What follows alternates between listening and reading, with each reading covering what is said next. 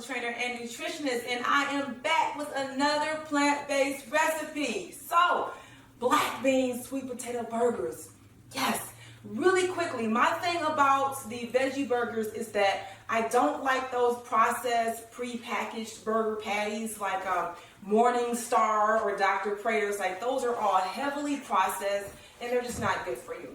So I say make it yourself with ingredients that you can recognize, ingredients that you can find at your local grocery store, and infuse the flavor. So what is the difference between vegan and plant-based?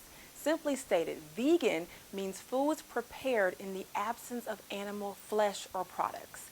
So vegan does not necessarily translate into healthy. For instance, Oreos are vegan. They're just oil, basically, fat and sugar. French fries are vegan, technically. They're potatoes fried in some type of oil, right? So this does not necessarily mean healthy. A lot of people confuse vegan with healthy when vegan can be healthy, but it might not be. When I'm speaking of processed vegan meats, I'm talking about those Impossible burgers, you know, the Beyond Meat products, those other products that are technically made without meat, right? Without any animal product, dairy, or anything like that, but they're not necessarily going to be beneficial to your body. Plant-based is a category, you can categorize that under vegan, but plant-based means you're eating about 90% plants. And for me, I eat about 85-90% plants. The other 10-15% is minimally processed foods like bread, your pasta products, your wraps that you would wrap food in, those types of things. So I really want to be clear and distinct that vegan means just no animal products.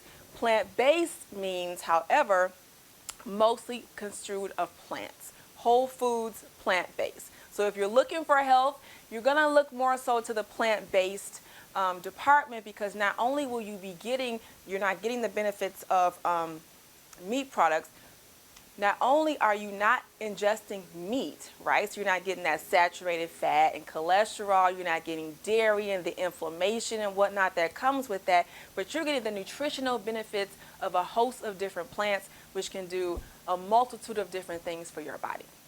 So again, vegan and plant-based are not necessarily the same. Here's what we got here. So we have one 15-ounce can of black beans. They have been rinsed and drained. Then I have a sweet potato. I baked it at 400 degrees, about 50 minutes or so. Allowed it to cool completely and took the skin off. And then we have 1 cup of whole wheat breadcrumbs divided. I'm using half.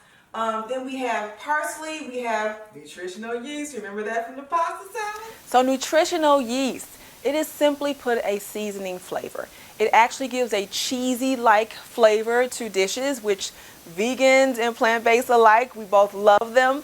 I use them in recipes, but just remember that nutritional yeast is minimally processed, so you do want to limit your use of it. But people ask me, what are you doing putting yeast on your food? Like, it's not yeast. It is a seasoning and it adds a delicious cheese-like flavor. I use it in a multitude of recipes. Like I said, you want to use it sparingly because it is processed. However, if you're looking to make like vegan mac and cheese or just to give anything an improved flavor, nutritional yeast is your friend. We have that. I have some chili powder, smoked paprika, pink Himalayan sea salt, cumin, minced garlic, and barbecue sauce. So this recipe again is adapted from the Plant-Based Foodie. It's a cookbook with all plant-based recipes by my good friend and colleague Lisa A. Smith. I will post the link in the comments. Let's get going. So this is very basic. There's about 2 steps to it. We're going to mix it up, form the patties, then chill the patties so that they can get some texture, so that they can get some good structure, and then we're going to cook them, finish them off in the oven. Ready? Let's go. In go the black beans. Again, make sure you rinse your beans first. This is our protein. People are always asking me, what do you do for protein, Tiff? How do you survive without protein? This is my protein, the beans, and fiber. So let's talk protein. That is one of the most frequently asked questions that I get as somebody who is plant-based. How do you get enough protein? Where does your protein come from?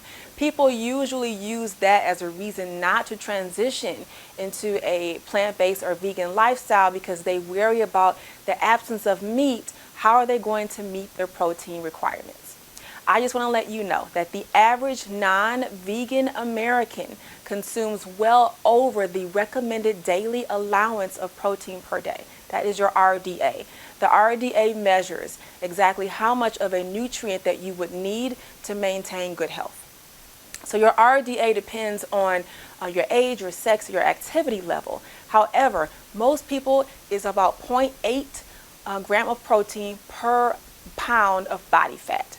Okay, so it depends on where you are. But let's say a 150-pound person only needs about 25 or so grams per day of protein.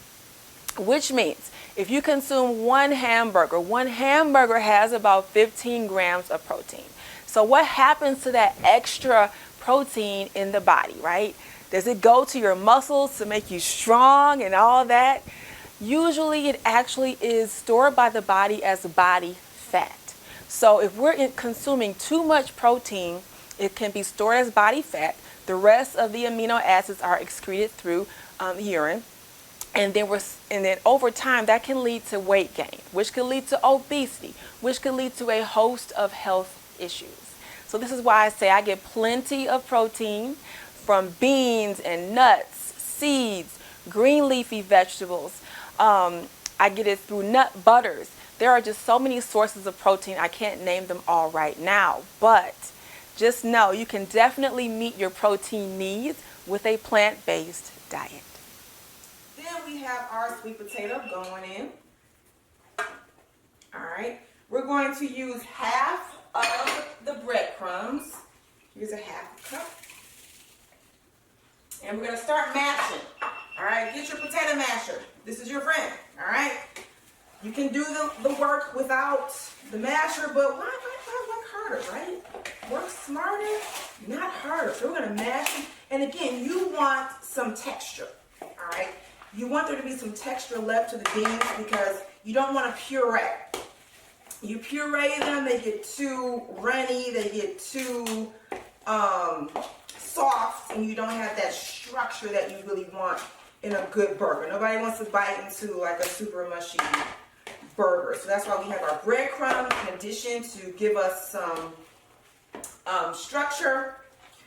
All right, so we're going to leave little whole bits, not a whole lot of it, but little whole bits are going to remain in the burger.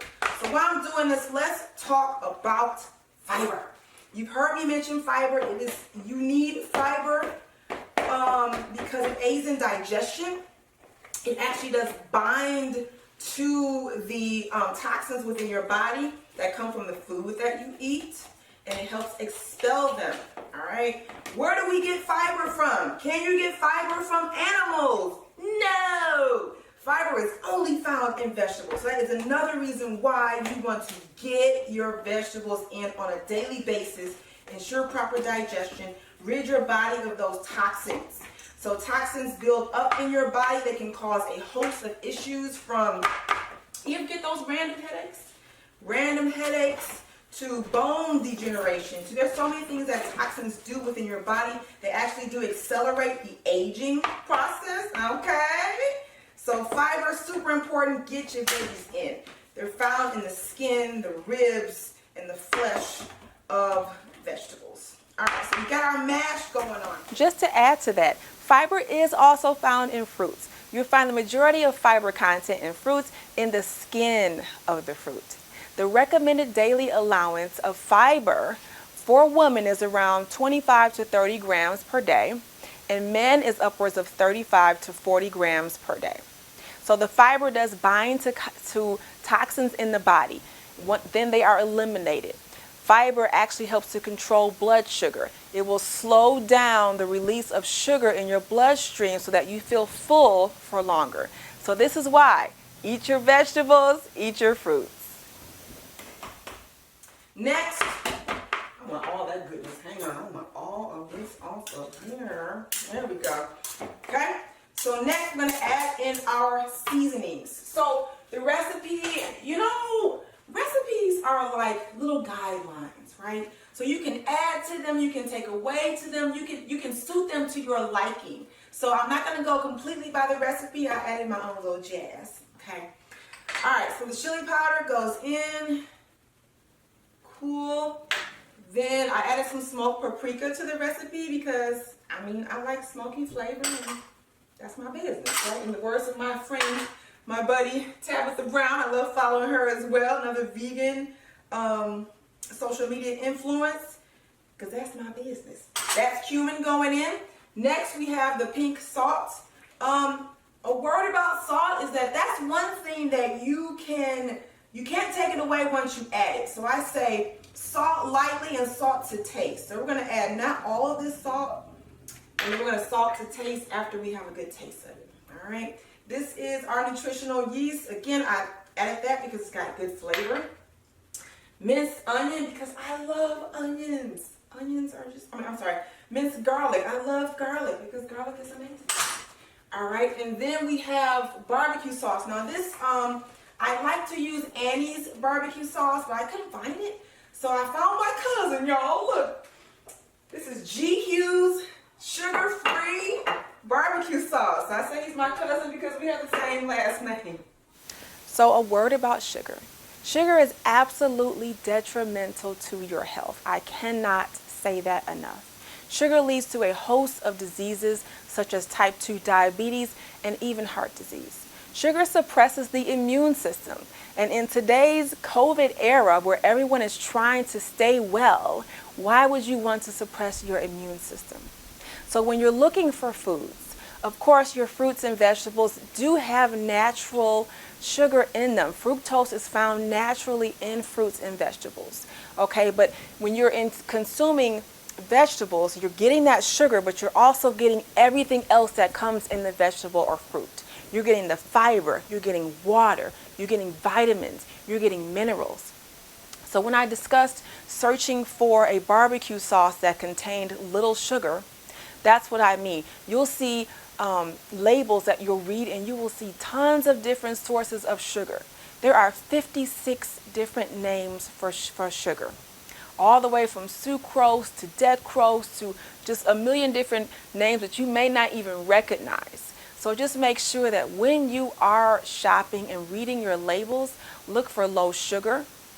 Of course, you want to keep your diet label free if you can, right? Consuming plants. They don't have labels on it, right? You don't see a label on an apple or a label on a head of lettuce that tells you what's in it. It's just the one fruit or vegetable product. So do your best to limit sugar consumption and improve your health. All right, so this is about 3 tablespoons of the barbecue sauce going in. So as you see, lots of flavor, right? So people say, oh, you're plant-based, oh, you know, you don't eat good food that tastes good and all that. Lies, all lies. I add flavor. So now we're gonna just mix that up. I add the parsley because I like for stuff to have a little bit of greenery in it. And let's just face it, parsley makes stuff look prettier, right? This makes it look like kind of more gourmet and kind of just, you know, beautiful. So we're going to mix this up together. Now the secret to getting a good texture in your black bean burger, all right, the secret is to go slow, all right? So if your mixture is not, you don't have enough structure to form a good, you know, standing, good, firm patty, add some more breadcrumbs. If your mixture is too dry, right, add some more barbecue sauce. So this is where you kind of play around with it, see what kind of texture that you want, what kind of texture that you feel is appropriate. All right.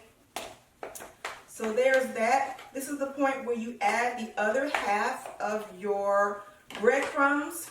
So I'm going to add the rest of the breadcrumbs in. Again, structure. Nobody wants a soggy burger on your bun. Like, yeah, that's no fun. All right, so we're going to mix this up.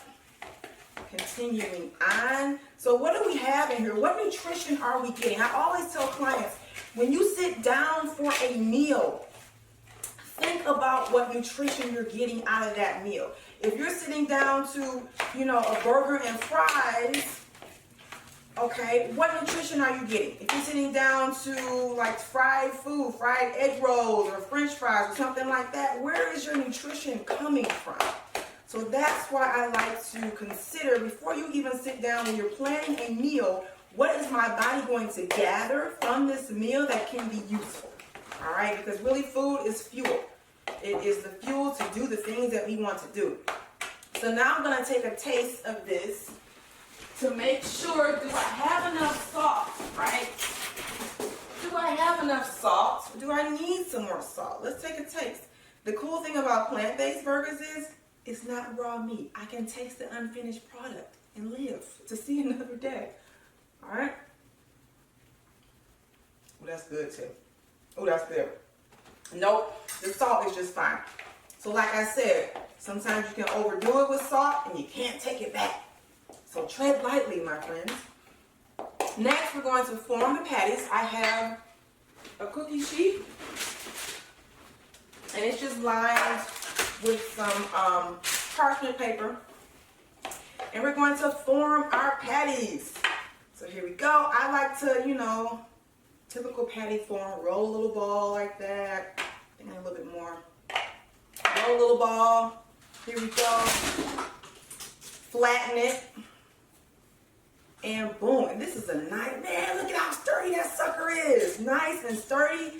And I like to make my patties at different sizes just because, I don't know, one day you might want a smaller burger and one day you might want a little bit more on your burger. Okay?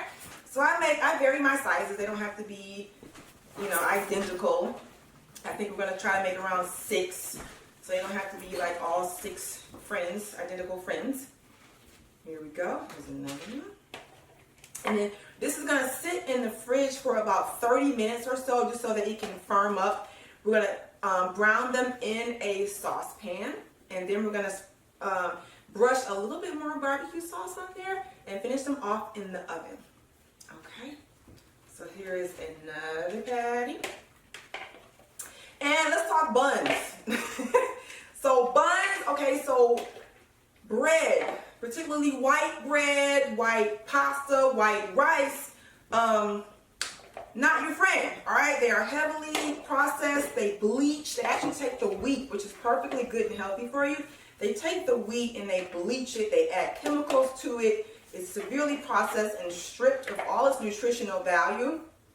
And then there's your bread. So I like to use wheat bread, whole wheat bread. If I'm using a bun, when I make them at home, I usually don't even use a bun, but for presentation purposes, I'll use a bun for the finished product. But yeah, for your buns, make sure that you're using a whole wheat product, okay, with minimal chemicals, minimal additives, minimal sugar. I like to go to your local bakeries and get local fresh bread products. And we're talking about products that cannot just sit on a shelf forever because they have preservatives in them. We're talking about the stuff you got to put in the fridge. So let's talk carbohydrates, bread. I was talking about the bread bun, right? How I didn't usually use a bun when I'm making my veggie burgers. So you have your simple carbohydrates and you have your complex carbohydrates. Carbs have gotten a bad rep, right? People link carbohydrates to weight gain.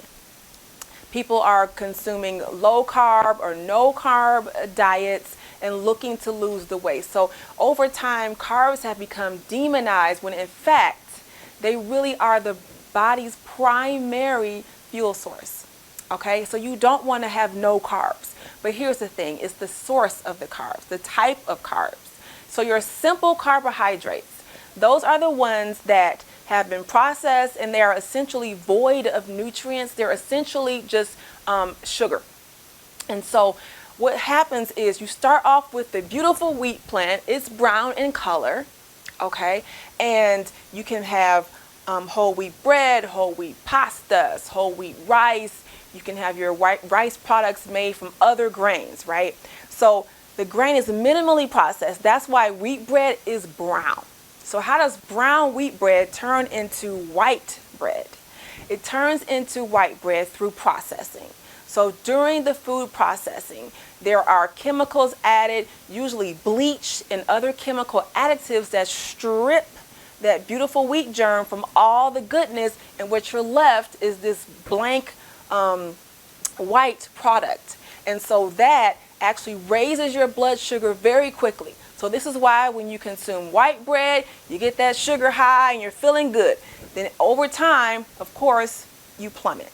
If you consume wheat bread or wheat products, you still have that good fiber that's still there that was not stripped during the processing, right? So you're consuming the wheat bread and your body, your blood sugar level is slowly going up, but you got that fiber to slow down the release of sugar in your bloodstream. This is why you feel more full. You have a greater sense of satiety when you are consuming wheat products. So this is why if you're going for bread, go for your wheat. Your 100% whole wheat is your best one. But even in those products, look for those that have a minimal amount of sugar and choose wisely. And here we go. I said 6. I lied. We got 4 patties. This is going to go into the fridge for about 30 minutes or so. We're going to come back and finish it up. Be well, friends. Stay tuned. And we're back, friends. Okay, so we have our chilled patties that have been in the fridge for 30 minutes. We're going to preheat our oven to 375, okay? While that's happening, we want to get a nice screaming hot pan so that we can brown our burgers. So you want to get the pan hot first on medium-high heat, okay? So while that is warming up, let's talk about oils, okay? Oils, what do oils do? They lubricate our food. We can cook in our food and all that. What do they also do? They add fat, right? So we know that heart disease is the #1 killer of Americans and African Americans, okay? So heart disease can be developed by eating too many oils, too much saturated fats, okay? So when you see me cooking, I do not use much oil in my cooking. As a matter of fact, I did saute some onions for the burgers in vegetable broth. Vegetable broth is a very wonderful and useful substitute for oils, okay? So we're going to add just 1 tablespoon of olive oil to our pan here. Get that going. We're literally just going to brown our burgers here. So remember, you're not cooking meat. So we're not looking for a level of doneness, if you will, that you would expect when you're cooking meat product. Okay, so this is just to get a good little crisp, good little browning on your burgers, and then we're going to finish them off in the oven. Not quite hot enough yet, so we'll give it a minute. You want it to be screaming hot so you can get that nice sear, right? That nice little crunch when you bite into it on the outside, yes. But again, you want to really limit your oils when cooking, all right? It leads to things like heart disease. It could lead to hypertension, so stick with your lighter oils like your olive oil, your avocado oils, depending on what temperature you're going to heat the oil to. Okay, so when I work with clients, we talk about what oils are safe to use, what oils you want to really avoid. Of course, you want to avoid frying your food, right? Submerging your food in fat and cooking it in fat, right? It saturates the food with fat. All right, so let's give it another couple minutes. So SOS stands for salt, oil, and sugar. These are things that you really want to limit in your diet. You heard me talk about how I sauteed the onions for the burger I'm preparing in the video in vegetable broth. Vegetable broth is a plant-based vegan's friend, vegan and vegetarian. Those are your friends. They are a huge source of, #1, you're not getting the oil when you're cooking it, and #2, they infuse flavor. I think a common complaint or a common misperception about the plant-based diet is that, oh, it must be flavorless, you must be eating, salads all day, and that could not be further from the truth. If you follow me on my social media platforms, you will see tons of recipes that I post with lots of good flavor. So vegetable broth is your friend. I even, when I'm making rice or pasta, sometimes I even boil it in vegetable broth as well, just to infuse good flavor. Oils can contribute to heart disease. So you really want to limit your oil. I don't care if it's olive oil, canola oil, vegetable oil, even your healthier oils, your lighter oils, they are still fat. They're liquefied fat. So you absolutely want to minimize them. The salt can bring about bloating and water retention, right? And it can lead to diseases such as hypertension. So you really want to watch all of these three: salt, oil, and sugar. Be well. Quite ready just yet. But medium-high heat, your oven is set to 375. All right, now we're gonna add our burgers. All right, there's a sizzle going on. And again, you're not looking for a level of doneness because they're done. You know, they're safe. You're not cooking it for food safety. We're just trying to get a nice little sear. You're going to cook them on each side for about 4 to 5 minutes on each side. Flip, then 4 to 5 minutes. Then they go into the oven to finish off.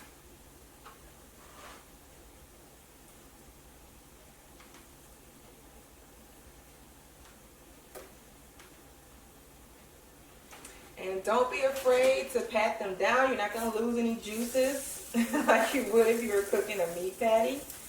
All right, that's what you want to do to get more contact with that pan. That's fine. 4 to 5 minutes each side.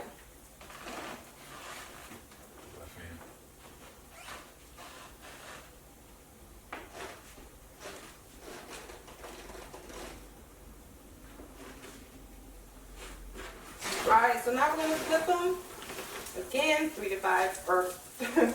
to 5 minutes on each side. It's got a little browning to it. Yes, that's what we want.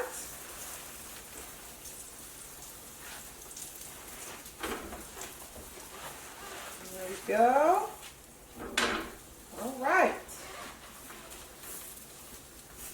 Let's get the other side and into the oven they go. And they're holding their structure because we got those breadcrumbs in there. All right, so now they're done. Yay, we're done with the skillet portion of this process. Now we're going to get them on a cookie sheet. It's just the same cookie sheet I had earlier. It's lined with parchment paper. I love parchment paper. It gives you a nice crisp as well. There we go. And just for kicks, just for added flavor, let us add a little bit more barbecue sauce. Just a little bit. I wish I had my brush. A little bit more barbecue sauce before we put them in the oven. Just a little glaze with barbecue sauce, a little more flavor. So think about how much flavor we have. We got smoked paprika, we got garlic, we have nutritional yeast, we got chili powder. There's just so much in here. So when people say plant-based food is bland, please, all you have to do is season and season well. And I prefer to season with more herbs and spices versus adding more fat or sugar or salt in. That's really all you need. All right, let's get this thoroughly coated. More barbecue sauce. It's going to go in the oven at 375 for about 10, maybe 15 minutes to finish them off. But again, if you're satisfied with them how they are, you don't have to do this step. I just like to infuse it with more flavor and get them really done, really sturdy for my bun, if I'm using a bun. Okay, so in the oven they go. 375 for, I'm going to put it for 15 minutes, but I'm going to check on it before then. Here we go. We will return. And here is the finished product. I have this bun again for a good aesthetic, but you don't have to use a bun. You can use a lettuce wrap or just eat it as it is with a side of vegetables. I like to make them with a side of roasted sweet potatoes, and it's delicious. So yes, all plants, all good for you, and all made in your kitchen, simple recipes. Again, I'm Tiffany Hughes, certified personal trainer and nutritionist. Follow me on Instagram, I'm on Twitter, I'm on Facebook, and I'll see you next time. Be well, friends.